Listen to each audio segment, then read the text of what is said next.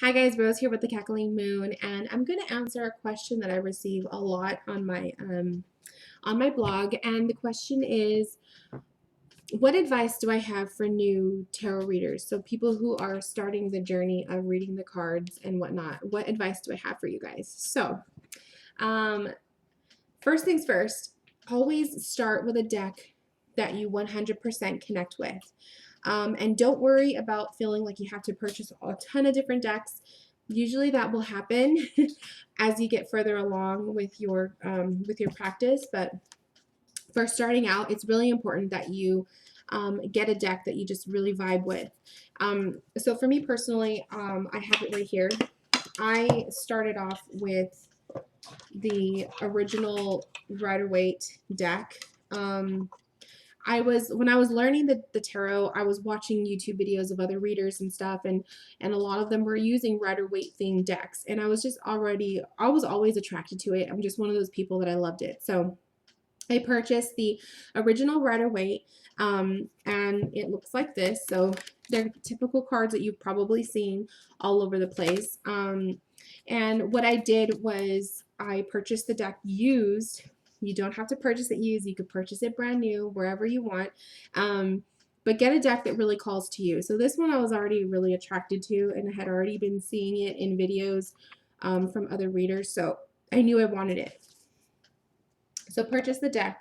And then sometimes, and I didn't grab the book, but sometimes the decks will come either with a companion book, or they will come with just a tiny little white booklet that has maybe 4 or 5 keywords on it, and that's it. Sometimes it's more useful to just go out there.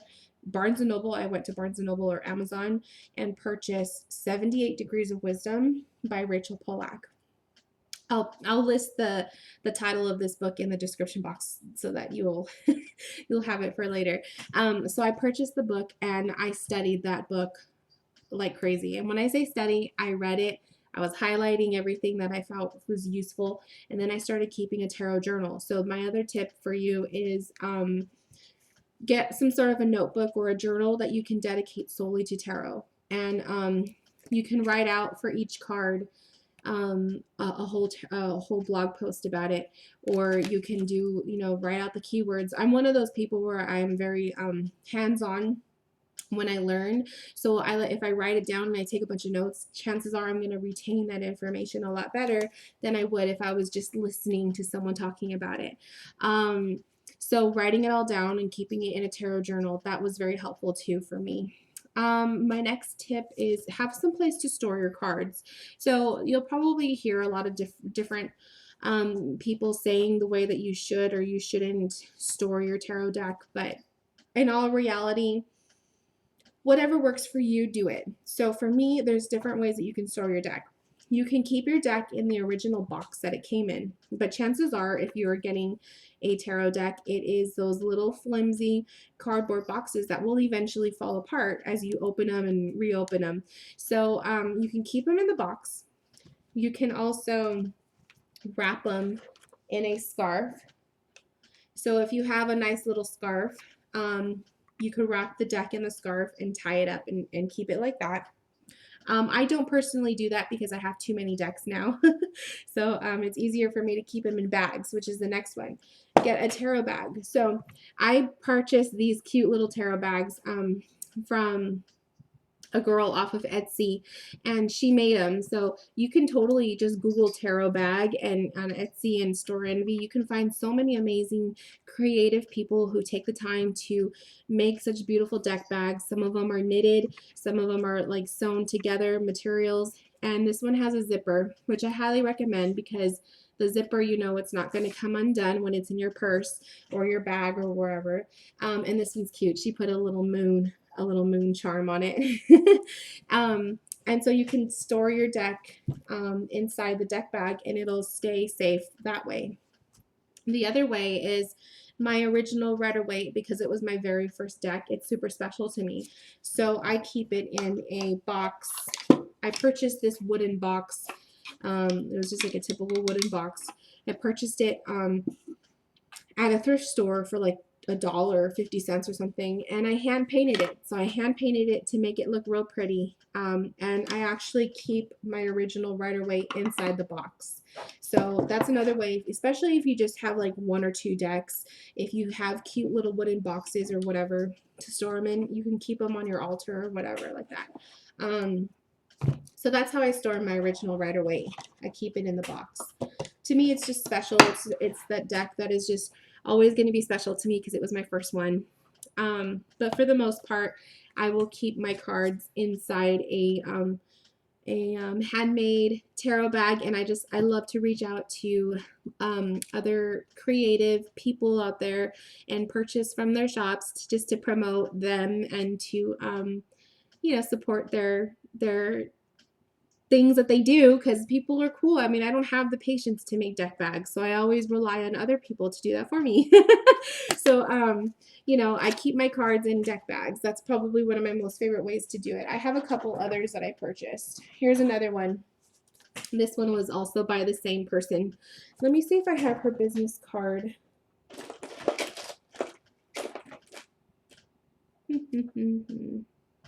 Yeah, her name is it's Heather Rain Lover at etsy.com.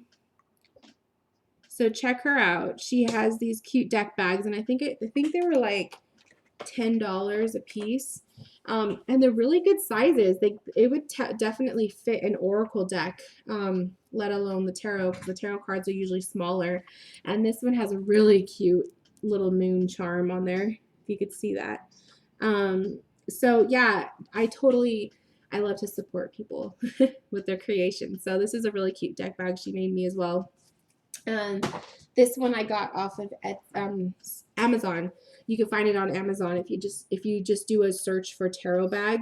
This one will come up, and he's really cool. He's huge too, like lots of space. So what I usually do is I keep a deck in here, and then I keep 1 or 2 crystals for cleansing in with the deck. So I have a deck in here right now. So I highly recommend deck bags. They're easy and they fit. You can squeeze them in drawers and stuff, and the material just protects the cards that much better. So if you're like me, which is my next tip, to connect with your cards, carry your cards with you.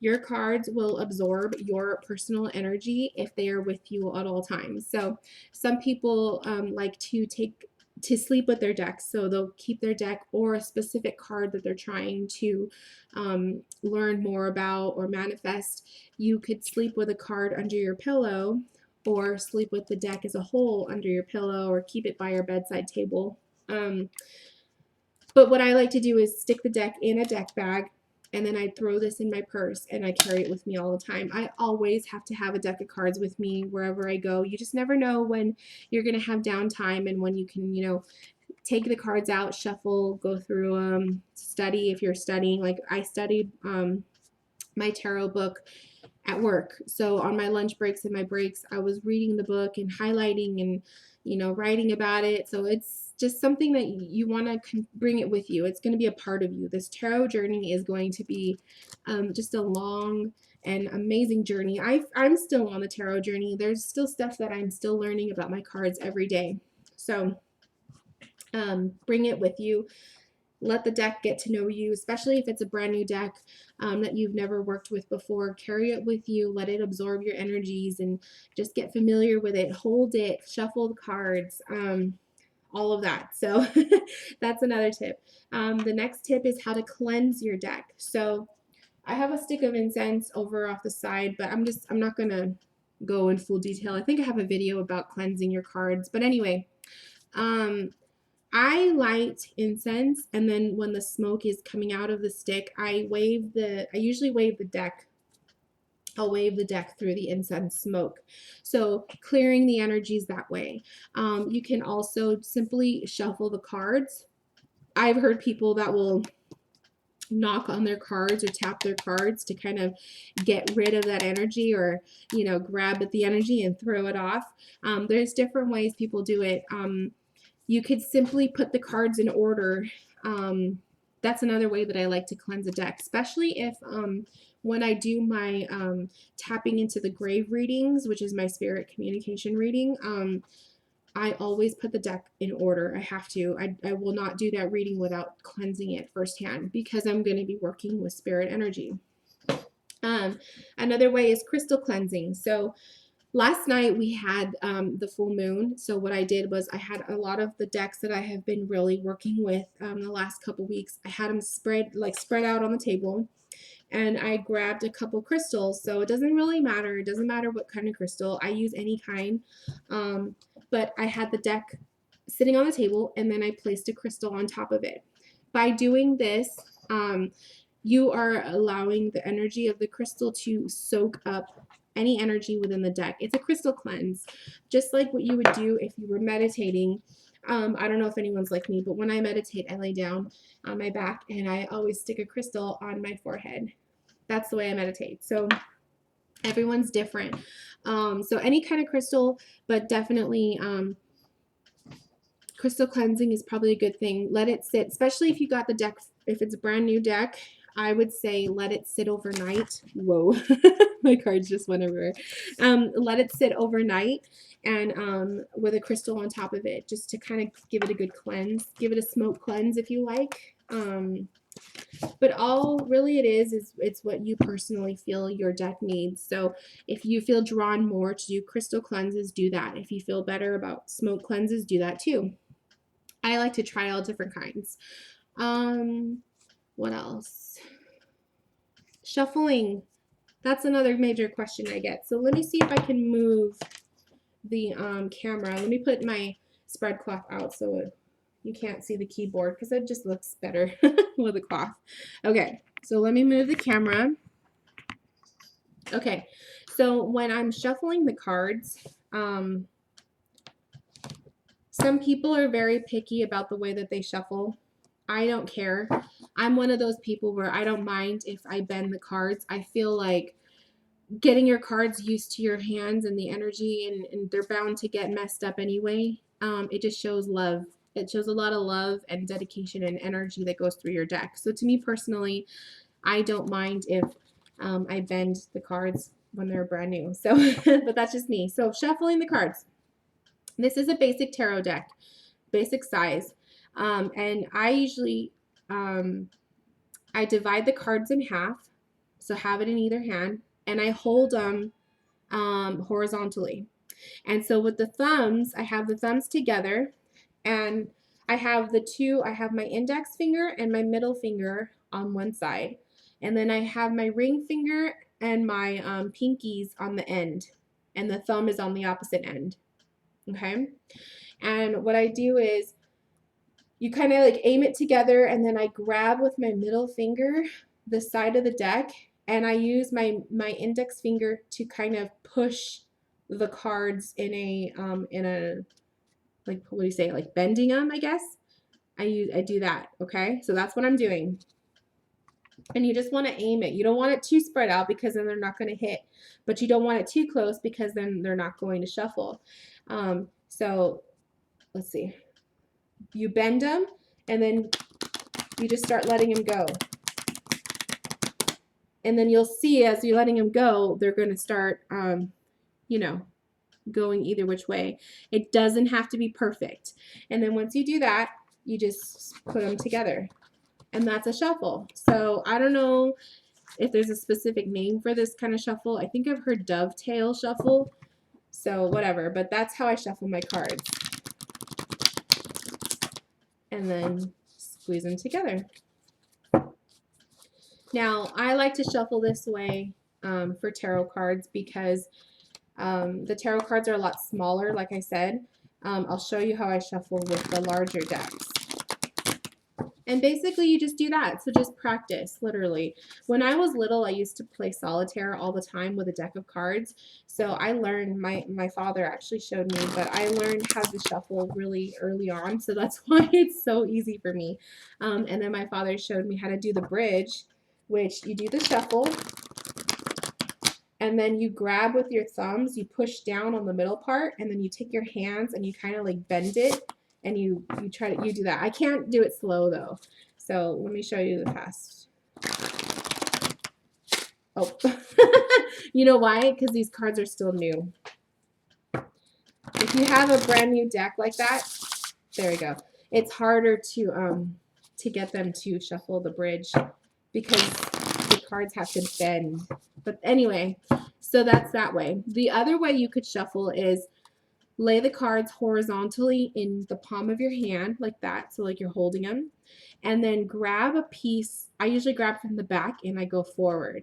So grab a good chunk and you're just going to want to kind of let it fall into the front.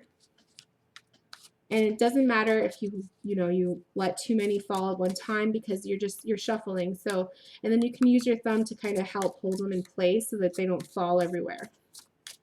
So this shuffle I actually started doing not too long ago, a few months ago. I didn't shuffle like this because I was so sloppy at it, but I practice, and practice works. So practice helps a lot. So, and when you're shuffling your cards, you're spending time with your cards and you are literally connecting with them. So that's a good thing. Now let me show you from an Oracle deck's perspective. So this is an Oracle deck. Oracle decks are much larger than a tarot card. See, much larger. The width and sometimes the length. So with an Oracle deck, my hands are absolutely, they're small. I have pretty like average size hands. They're small. So shuffling the way that I would shuffle a tarot deck, as you can see, like it's a little, I could do it, but it's a little uncomfortable. So I like to shuffle Oracle decks either this way, which I think this is called the waterfall or overhand shuffle, but I don't know, I could be wrong.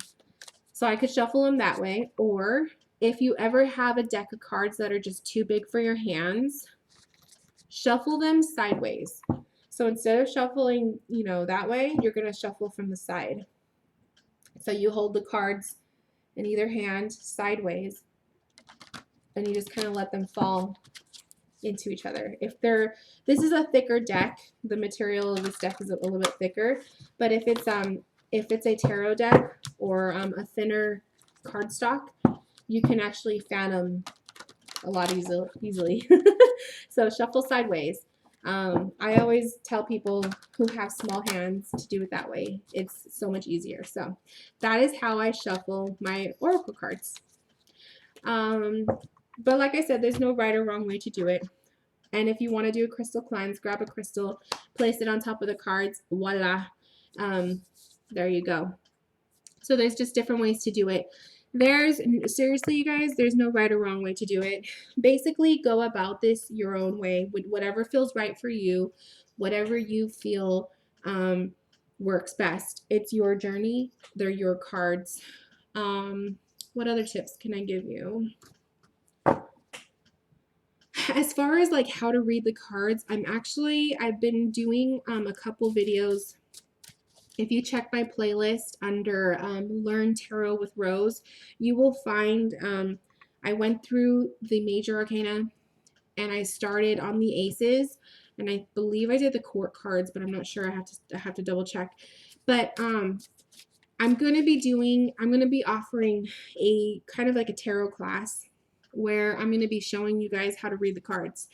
And this is something that I really have been wanting to do for a while.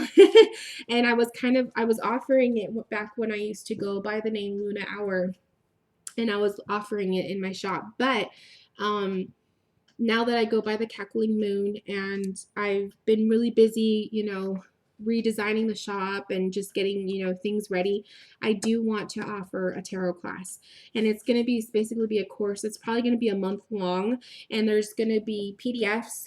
There's going to be videos. So it's going to be like, we don't have to meet or Skype or anything like that, because I understand everybody has a crazy schedule. I have a crazy schedule with work. So I think it's just more convenient if people who sign up, I have your email, and I'll basically talk to you through email. Email is so much easier for me. And if I already have the videos created, I will send you the private links so you could view them. And basically it'll just be me teaching you how to read the cards. So I think I'm going to start offering that soon, maybe within the next month or two. but be on the lookout. If that is something that you guys would be interested in, let me know. Leave a comment. Let me know if you'd be interested. I'm still trying to think about how much I would price this and everything, but it will be a course where it would be like go at your own pace. So you don't have to, I will give you all of the things that you need, but you learn at your own pace type thing. So I'm going to be working on this. It's going to be really cool. But let me know if you guys are interested, if you would be interested in learning the tarot with me. This way I could kind of get an idea of how many people would be game for this type of thing, and I can see how many how many openings I can make for people. So let me know. But until then, I think that that's basically all the tips I can give you guys right now. I hope that this helped you, especially my anonymous who submitted the question. Thank you so much. If anyone else has any questions, leave them down in the description box, and I'll create a whole new video just to answer your questions. Bye, guys.